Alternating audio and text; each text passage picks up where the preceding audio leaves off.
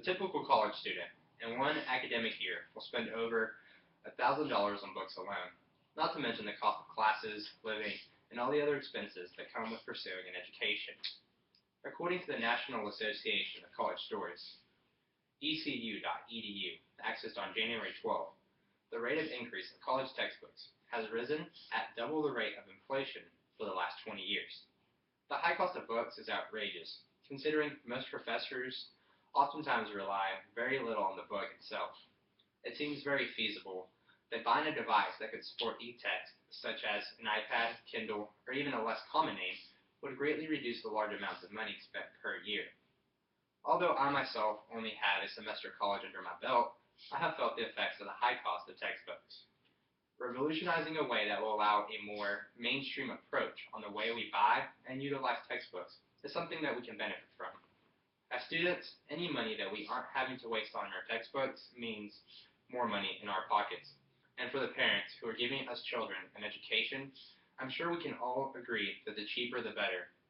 Although the current model in the education system calls for ridiculous book prices, with the use of modern technology, we can dramatically decrease the spending on books. Take a look at this graph. It shows an increase in books over the last 20 years.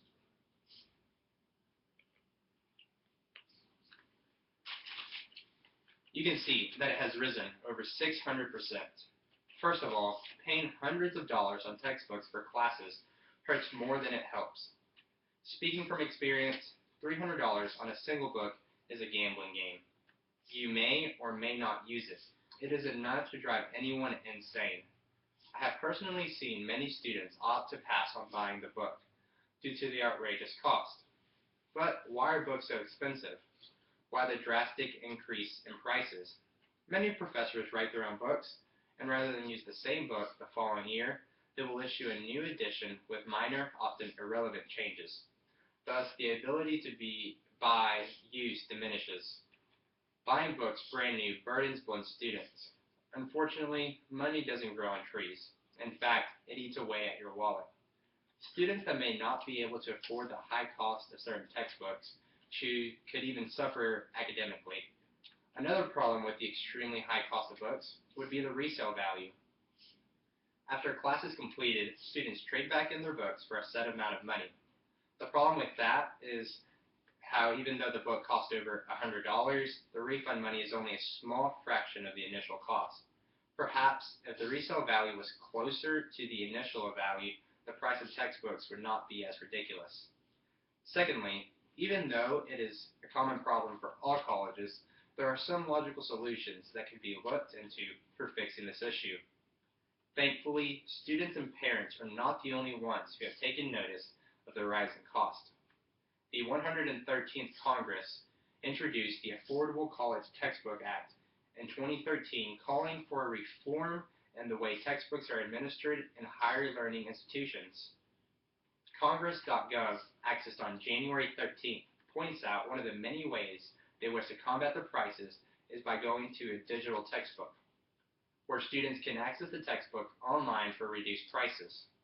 Although online resources are being used today, online textbooks are not the standard as they should be, only a supplement to the actual textbook. Today, most college students own some sort of device such as a computer, tablet, or even some smartphones that would allow them to download an ebook.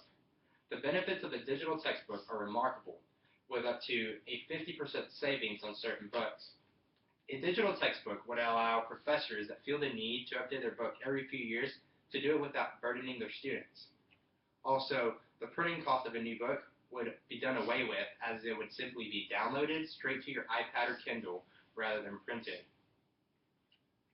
Cascadia.edu, accessed on January 13th, states that the money saved from using ebooks can in turn be used to pay for tuition and other costs that come with being in college.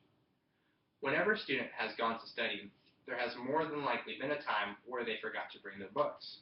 By having the information electronically, the problem of remembering to bring the textbook or misplacing it would be eliminated.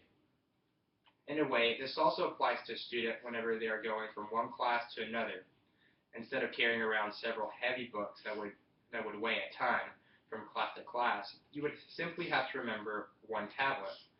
Finally, given solutions to the problem, we need to act on it. With the skyrocketing money-robbing prices of books, it is enough to have us rolling in our graves. The idea of having all your textbooks in one place is simply the most logical and economical way of going about purchasing books. Overpriced textbooks seem to be the common trend among colleges. What we all need is to keep in mind that there is alternatives to this problem. This is why I am challenging you to reach out to local state officials and encourage them to look into backing the Affordable College Textbook Act. As next semester rolls around, be on the lookout for an ebook rather than buying the hard copy.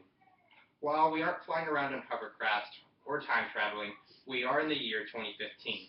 It's time to utilize the technology that we already carry around on a daily basis for something more than social media. Thank you.